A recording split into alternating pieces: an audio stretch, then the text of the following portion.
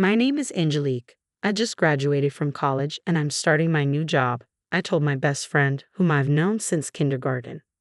Angelique, so this is your new employee training, like orientation on my day off? She asked with curiosity.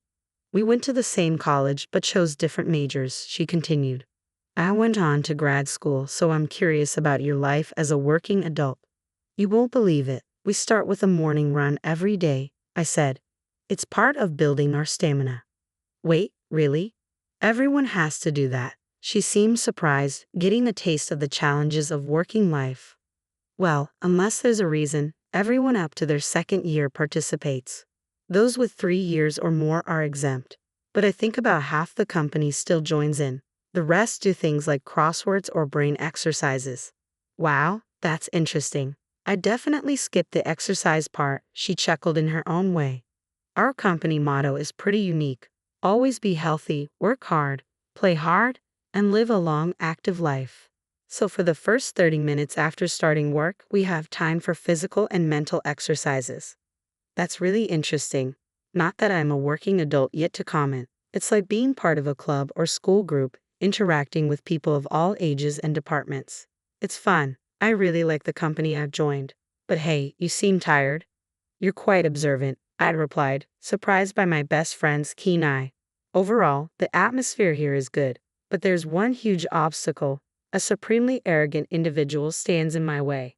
Thinking of quitting, my friend's concern was evident. You lack determination, just as I suspected. Our manager, who could sigh for the Olympics, has the power to completely demoralize anyone she sighs at. I continued, describing the situation. She's complaining loudly on the phone with a part-timer who's been absent for days. Her words are sharp, filled with malice, cornering the poor person. She's taking a break turns into days of neglecting her duties, and now she wants to quit. How carefree. I imitated the manager's tone, tinged with sarcasm and menace. The last time the part-timer showed up, I saw her visibly shaken, tears welling up. I sighed, recalling the incident. It took a lot of courage for her to even call. The manager has no choice but to accept her resignation. It would be better if she just let her go without the sarcasm. In this version, I adjusted the dialogue and flow while maintaining the essence of the original story segment.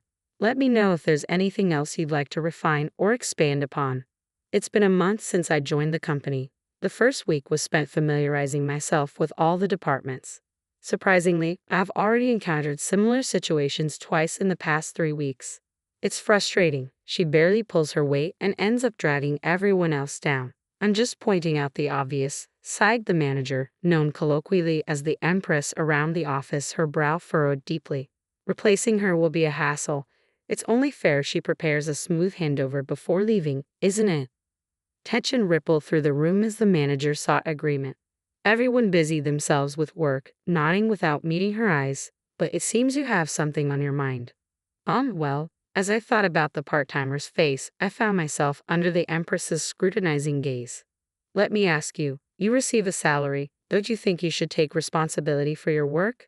Yes, there was no other choice but to agree with the statement. The manager knew this well and had deliberately singled me out. Is it acceptable to act selfishly in the workplace? No, but selfishness hinders productivity, doesn't it? I began to respond, but her loud voice drowned me out, leaving me unable to finish. I regret not standing up for the crying part-timer and allowing the manager to dominate the situation. I'm sorry for all the complaining. I didn't mean to bring you down. I started off wanting to talk about the company in a positive light, but it turned into a venting session. Don't worry about it. It's important not to bottle things up, and it's not your fault. Sometimes it's better not to argue back too much. You might end up becoming the next target.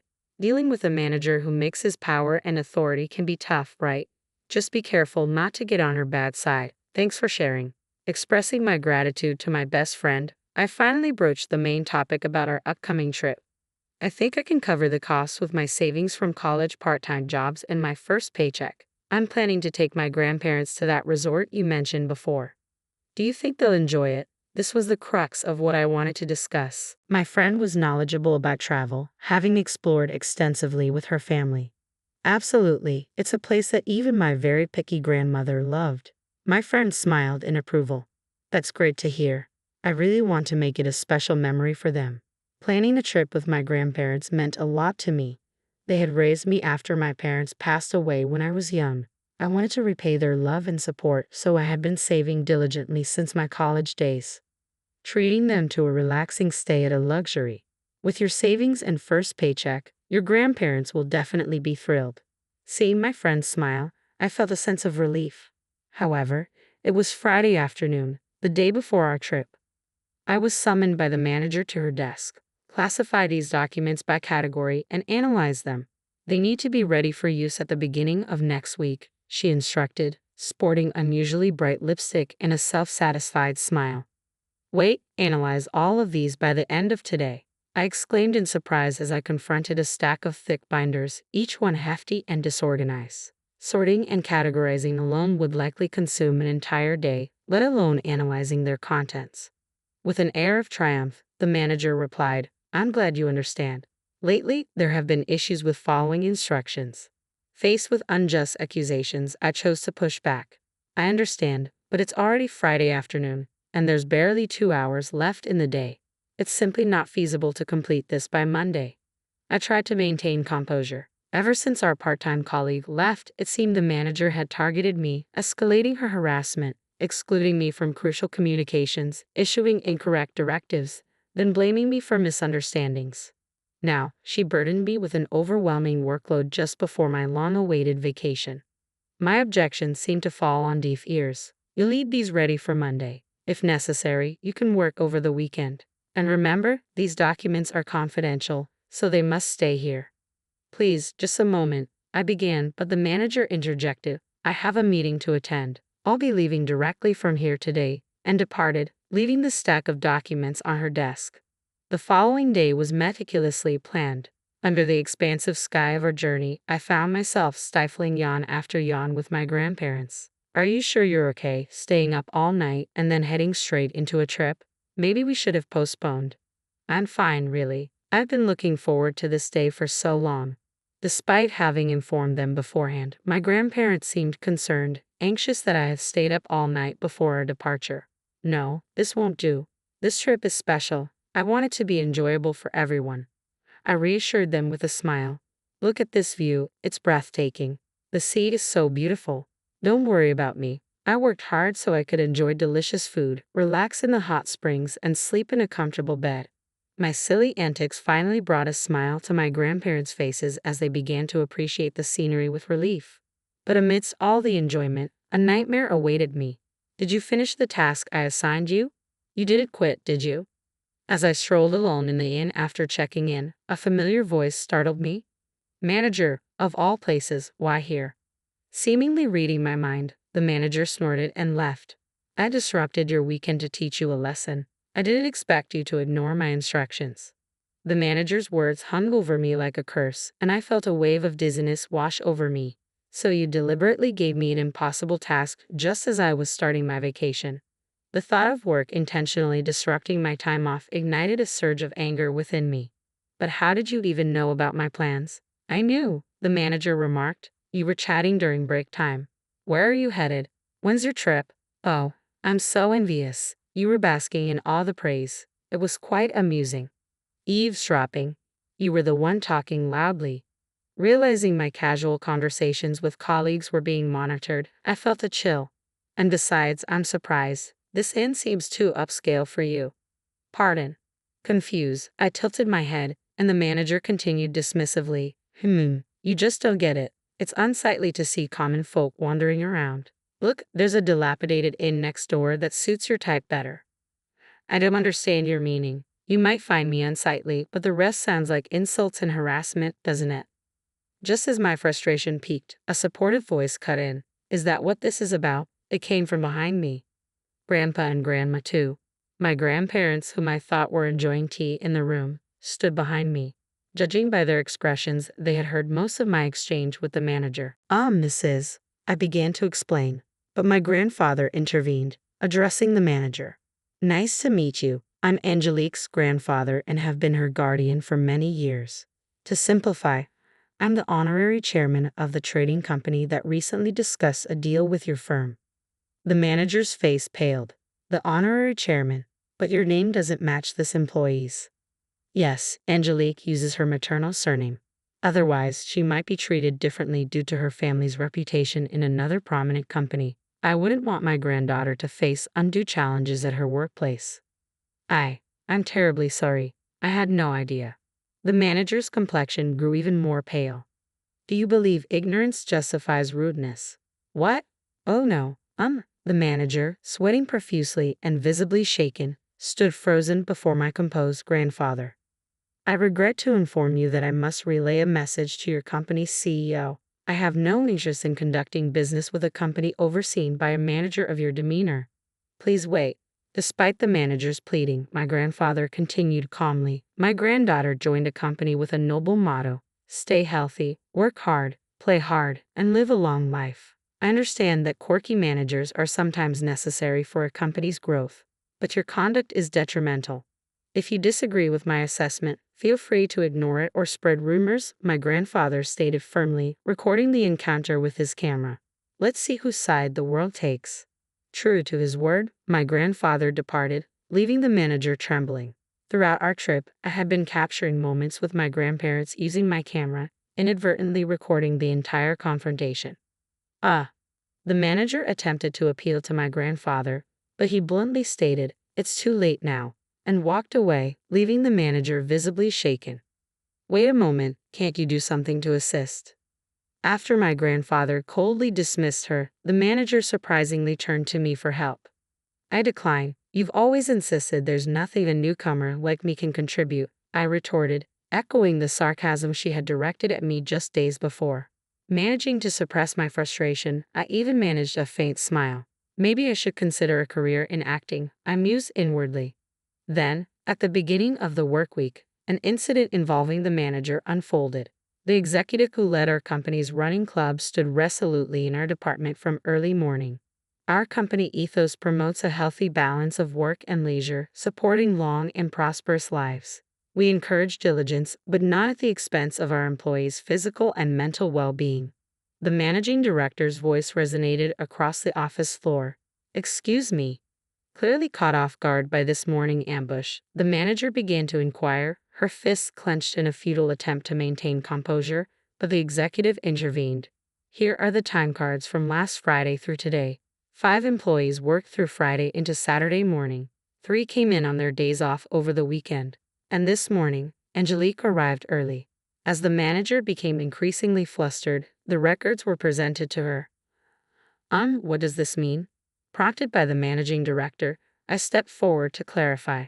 With your directive to organize and analyze a substantial volume of data by Monday, including working through the weekend if necessary, it was impossible for me to manage alone. Fortunately, the executive happened by, allowing me to collaborate with colleagues across departments to complete the task as instructed, using the time and resources I just outlined. As the running club members who assisted were present at the executive's briefing, I took the opportunity to express my gratitude once more. I added, I only worked from Friday night into Saturday morning and again early this morning after returning from my trip. My contribution was minimal, but I appreciate their support. When I bowed, I received kind words in return, like, we're here to support each other in times of need, and that's what teammates do. The manager finally seemed to grasp the situation and crossed departments to confront me. Are you saying I didn't authorize this? At the managing director's stern words, the manager froze in shock. The new member of the running group, always smiling, was in serious trouble. As I understood the situation, I learned that you were burdened with an unreasonable workload. It might have been overlooked, but since it was essential for the company, I took charge and garnered everyone's cooperation. I apologized for the oversight, but first, the managing director fixed a stern gaze on the manager. I cannot condone the malicious intent behind overloading a diligent employee who's also caring for their grandparents with an impossible task purely for harassment. These were the most assertive words I had ever heard from the managing director. His expression softened slightly. The other day, my grandchild visited and insisted on making fried eggs. They were charred and had eggshells, but it was the first time my grandchild had cooked with such enthusiasm. To me, it was a feast. He shared this story, blending his affection for his grandchild with the responsibilities of a supervisor. Despite the chaotic kitchen, my wife was in high spirits all day because I praised the eggs. The proud smile on my grandchild's face was priceless. The managing director's unexpected tale brought tears to the eyes of the employees who fondly recalled their own memories of grandparents. I still remember the taste of my grandma's rice porridge when I was sick, and how my grandpa's comforting words and band-aid seemed to make everything better. Despite nearly laughing at the managing director's endearing stories of his grandparents, I felt a lump in my throat. Wondering if a gift for my grandparents could prompt such an emotional reaction, those who had assisted me that day encouraged me as I bowed. If you feel you've caused any trouble, the best way to honor us is to enjoy your trip to the fullest, and they sent me off with warm wishes. I cherish this company, all of you, and my job. It's disheartening to see part-time workers and colleagues like myself targeted and leaving due to unreasonable demands. Speaking with all the courage I could muster, my words elicited a warm round of applause from those around me. However, the manager appeared displeased and confronted them. "Is it appropriate to speak like that?" The managing director swiftly rebuked her. "Silence. If you wish to remain with this company, you will forfeit all titles and privileges and be demoted to the same level as a new employee. Effectively immediately, Angelique, who joined slightly before you, will be your superior. Choose your words carefully." Upon learning that the president had endorsed this decision, the manager vehemently shook her head and protested, "No, I won't accept this." But her objections fell on deaf ears. Instead, she faced the cold stares of everyone present. "If you're unhappy, you are welcome to submit your resignation at any time." Well, this marked the downfall of the manager once hailed as the Empress. She was subsequently demoted to a regular employee. Although she lingered at the company briefly, she eventually ceased coming to work, unable to endure the harsh treatment. A few days later, her resignation letter arrived by mail. During that period, our company received media coverage on a TV show titled Morning Exercise, Bonds Beyond Titles, which highlighted me and my grandparents. It was later revealed that viewers resonated with our company's principle, zero tolerance for injustice. Although the unjust female manager remained unnamed, clients easily identified her. Rumors circulated that her chances of securing another job in the industry were slim. Meanwhile, our company smoothly conducted business with my grandfather's company. Collaborating with family members had its awkward moments but also kept me vigilant. Moreover, my reputation within the company soared after the infamous confrontation with the female manager. "Wow, you're so driven. I'd love to work alongside you after I finish grad school," recently remarked my best friend.